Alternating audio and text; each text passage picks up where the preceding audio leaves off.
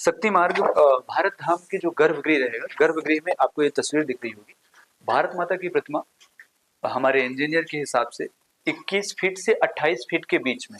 हम 21 फीट इसलिए बोल रहे हैं क्योंकि पत्थर में किसी भी पत्थर में 21 फीट या 28 फीट बनाना थोड़ा सा मुश्किल होता है, ऐसा हमारे जो टीम थी उन्होंने बोला।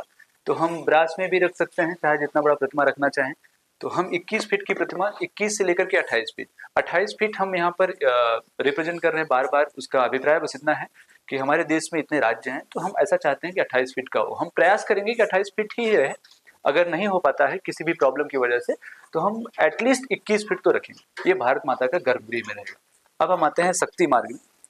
चंद्रशेखर आजाद जी, हम किसी व्यक्ति का अभी व्यक्ति विशेष का नाम नहीं लेंगे, और जो बातें मैं यहाँ पे रखने जा रहा हूँ उस बातों की क्लियरिटी चाहिए।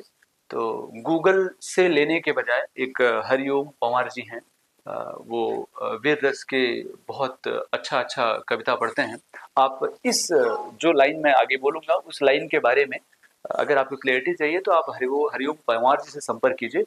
वो हमसे 1 लाख गुना बेहतर आपको बता पाएंगे कि ये लाइनें कितनी, इस लाइनों में कितनी सत्यता है, और ये लाइनें पूरे देश को दुखित कर सकती है। ये लाइन क्यों और किस लिए।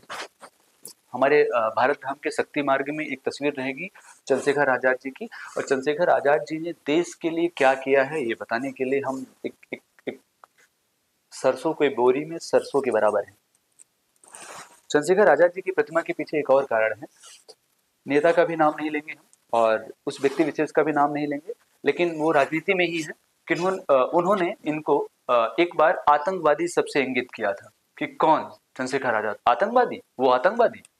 तो हम अपने इस भारत के युवाओं से पूछना चाहेंगे कि अगर ये आतंकवादी हैं, अगर किसी नेता या किसी के भी नज़र में ये आतंकवादी हैं, तो फिर भी ये हमारे लिए हीरो है। ये टॉपिक लंबा हो जाएगा, इसलिए हम आगे बढ़ेंगे, लेकिन इसके बारे में क्लियरिटी कि आतंकवादी इनको किसने कहा और कब कहा और किस विषय पर कहा, आप हरिओम पवार जी से संपर्क कीजिए, वो बहुत बेहतर तरीके से बताएंगे। हम शक्ति मार्ग में दूसरी प्रतिमा हमारी रहेगी छत्रपति शिवाजी महाराज की। हमने थोड़ी देर पहले एक माइक्रो सिनेमा का जो शब्द था वो हमने छोड़ दिया था कि माइक्रो सिनेमा के बारे में हम क्या बात करेंगे। हमने छोड़ा इसलिए था क्योंकि हर एक फोटो के साथ हमको माइक्रो सिनेमा ऐड करना पड़ेगा, इसलिए हम वहाँ पे छोड़ दिए थे कि माइक्रो सिनेमा क्या हो। हम छत्रपति शिवाजी महाराज की जो प्रतिमा लगाएंगे घोड़े के साथ में, प्रयास करेंगे कि मतलब आदमी को देखने में उचित रहे, और एक ऐसी प्रतिमा जो कि आसानी से आदमी, मतलब बहुत ऊंचा भी नहीं और बहुत छोटा भी नहीं, घोड़े के साथ में जो सबसे बेस्ट हमारा इंजीनियर बना सकता होगा वही बनाएगा। और इस जितने भी स्कल्पचर्स हमारे बनेंगे, जितनी भी प्रतिमाएं बनेंगी, सारी प्रतिमाओं के लिए हमारी टीम ने अरुण योगीराज जी से संपर्क किया है, जिन्होंने अयोध्या के राम मंदिर में मूर्ति का डिजाइन किया था, राम भगवान का। सारी हमारी मूर्ति का डिजाइन वही अरुण योगीराज जी ही करेंगे। अब हम आते हैं माइक्रो सिनेमा के बारे में, जो हम वर्ड हमारी बार बार स्किप हो रही है। हम एक छत्रपति शिवाजी महाराज 2.0 के नाम से एक हम छोटा सा 30 मिनट का शॉर्ट मूवी बनाएंगे, और हमारे इस भारत धाम में 5 मिनी थिएटर रहेंगे, दैट कॉल्ड माइक्रो सिनेमा। हम ये पांचों थिएटर में छत्रपति शिवाजी महाराज 2.0 के नाम से एक 30 मिनट की मूवी दिखाएंगे, और उस मूवी को दिखाने का अभिप्राय सिर्फ इतना होगा कि जो छत्रपति शिवाजी महाराज हमारे थे, वो उस टाइम में उन्होंने जो किया, हमारे पर्टिकुलर समस्या ही थी, चाहे जो भी समस्याएं थी उस समस्याओं को, चाहे वो मुगल समस्या थी या कोई और भी समस्याएं थी, जितनी भी समस्याएं थी उस समस्याओं से उन्होंने लड़ा। तो वो छत्रपति शिवाजी महाराज अगर आज उपस्थित होते, तो आप समस्याओं की गिनती नहीं है, करोड़ों समस्याएं हैं, किसी एक समस्या से छत्रपति शिवाजी महाराज हमारे कैसे लड़ते, ये हम अपने सपनों से, युवाओं के सपनों से मिल करके हम दिखाना चाहेंगे कि छत्रपति शिवाजी महाराज 2.0 में हमारे छत्रपति शिवाजी महाराज आज जीवित होते तो किस प्रकार से उन पार्टिकुलर समस्याओं से लड़ते। समस्याएं आप खुद देख लो, जो समस्याएं आपको इतना परेशान कर रही हूं कि आपको उस समस्याओं का हल ढूंढते ढूंढते आपका अंदर से दिल कहे कि आप आत्महत्या की तरफ चले, वो समस्याओं से लड़ने के लिए छत्रपति शिवाजी महाराज होते तो क्या करते, ऐसा हम 2.0 में दिखाएंगे। सेम आते हैं हम, यह है रानी अहिल्याबाई। रानी अहिल्याबाई की भी तस्वीर रहेगी उसमें, मूर्ति रहेगी एक घोड़े के साथ में। सेम महाराणा प्रताप जी, महाराणा प्रताप जी का भी 2.0 हम बनाएंगे, और वैसे ही 2.0 में दिखाएंगे कि अगर महाराणा प्रताप जी आज हमारे जीवित होते तो वो हमारे देश की पार्टिकुलर समस्याएं जो भी हैं, जो समस्याएं उस समय महाराणा प्रताप को लगी थी, महाराणा प्रताप जी को उस समय उन्होंने लड़ा, और अगर आज होते तो आज भी वो जो भी समस्याएं हैं उन समस्याओं से लड़ते। क्या है आप हमसे अच्छे से जानते हैं। हम आते हैं रानी लक्ष्मीबाई। रानी लक्ष्मीबाई जी की भी ऐसी ही प्रतिमा रहेगी शक्ति मार्ग में। सेम गुरु गोविंद सिंह की प्रतिमा रहेगी। और गुरु गोविंद सिंह की प्रतिमा अकेले नहीं, गुरु गोविंद सिंह की प्रतिमा 10 सिख गुरुओं के साथ में रही। और गुरु गोविंद सिंह के ऊपर एक शॉर्ट मूवी बनाएंगे हम।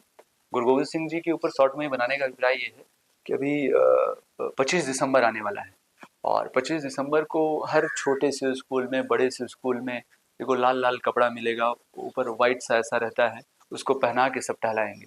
लेकिन इसी 21 दिसंबर से लेकर के 27 दिसंबर के बीच में एक 6 साल का लड़का, एक 9 साल का लड़का और 2 उनके और लड़के, 4 के चारों लड़के इसी 7 दिन में शहीद हुए थे। हम ना उस इतिहास को जानना चाहते हैं, ना उसमें हम दिलचस्पी लेते हैं। हम एगो छोटा सा ये कार्टून वाला कपड़ा पहना के नीचे लिखते हैं हैप्पी क्रिसमस डे। आप जिस लड़के को वो कपड़ा पहना रहे हो, हैप्पी क्रिसमस डे लिख रहे हो, आपत्ति मुझे नहीं है।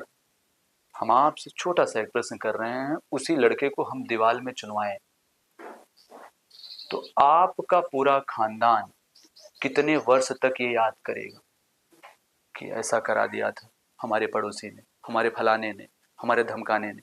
हम आपसे बस इतना कह रहे हैं कि जो इस गुरु गोविंद सिंह जी का लड़का गया था ना, वो ये नहीं कह रहा था कि आपने हमारे पापा को क्यों बोला। वो इस देश की एक ऐसी लाइन थी या धर्म की एक ऐसी लाइन थी जिसको ले करके वो बोल रहे थे कि तुम बोल दो मैं छोड़ दूंगा। वो बोला तुम चुनवा दो मैं नहीं बोलूंगा। और आज हम वही कपड़ा पहना करके नीचे डालते हैं। हम आपको हो सकता है जो हमने दीवार में चुनवाने वाली बात बोली बुरा लगे, लेकिन हम तो कह रहे हैं कल्पना कीजिए, विचार कीजिए, अपना बच्चा मर गया, हमको दर्द हुआ और हमारे गुरु गोविंद सिंह जी के बच्चे शहीद हुए, दर्द कुछ नहीं हो रहा। हम कह रहे हैं ना जो ये एक्टिविटी है कि हमारा बच्चा मर गया, हमको दर्द हुआ, बुरा नहीं मानिएगा। हम अगर आपको बताएं तो जो कुतिया होती है, शब्द पे मत जाइएगा, सच्चाई को सुनिएगा, कड़वा लगेगा बट सत्य है।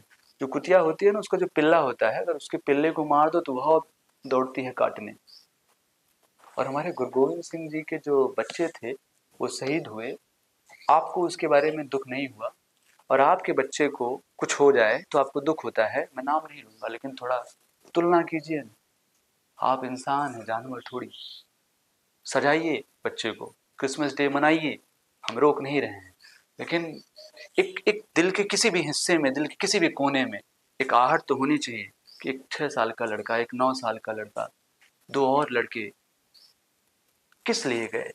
यही यही मनाने के लिए, यही जोकर बनाने के लिए। ये हमारा विनती है आपसे। हम आते हैं एक और सुभाष चंद्र बोस जी की प्रतिमा रहेगी उसी शक्ति मार्ग में। सेम वैसे ही एक प्रतिमा रहेगी हमारे भगत सिंह जी की शक्ति मार्ग में ही।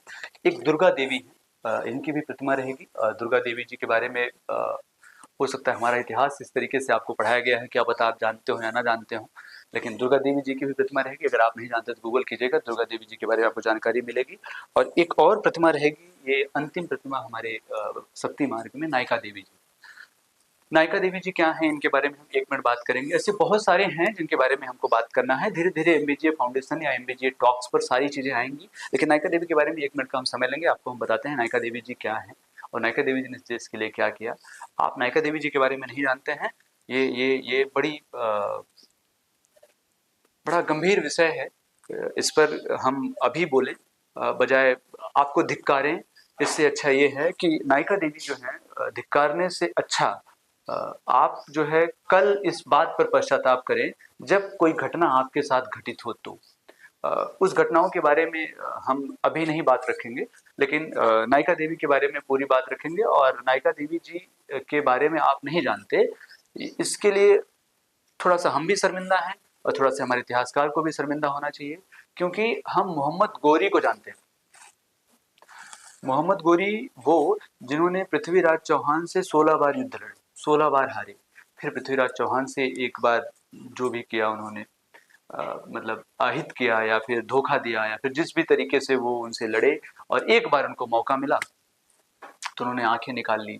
हालांकि अंत में पृथ्वीराज चौहान ने ही उनको मारा, लेकिन नायिका देवी को नहीं जानते, मोहम्मद गौरी को जानते हैं। सोचिए कैसा इतिहास है। ये नायिका देवी वो है जिस मोहम्मद गौरी ने पृथ्वीराज चौहान जी की आंखें नोची, जिस मोहम्मद गौरी ने पृथ्वीराज चौहान जी को प्रताड़ित किया, जिस मोहम्मद गौरी ने 16 बार युद्ध लड़े पृथ्वीराज चौहान जी से, उसी मोहम्मद गौरी को ये नायिका देवी बिना चप्पल के इस देश से खदेड़ा था। आप देखिएगा इस इतिहास को, अगर इतिहास में ना मिले कहीं पढ़ने को आपको, क्योंकि इतिहासकार भी मतलब डॉट डॉट डॉट क्या बोले, एक नायिका देवी नाम की मूवी है, आप देखिएगा किस तरीके से एक नारी हमारे देश की मोहम्मद गौरी को बिन चप्पल के इस देश से मार के खदेड़ा था। वो वही मोहम्मद गौरी था जिसको आप जानते हैं, नायिका देवी को नहीं जानते।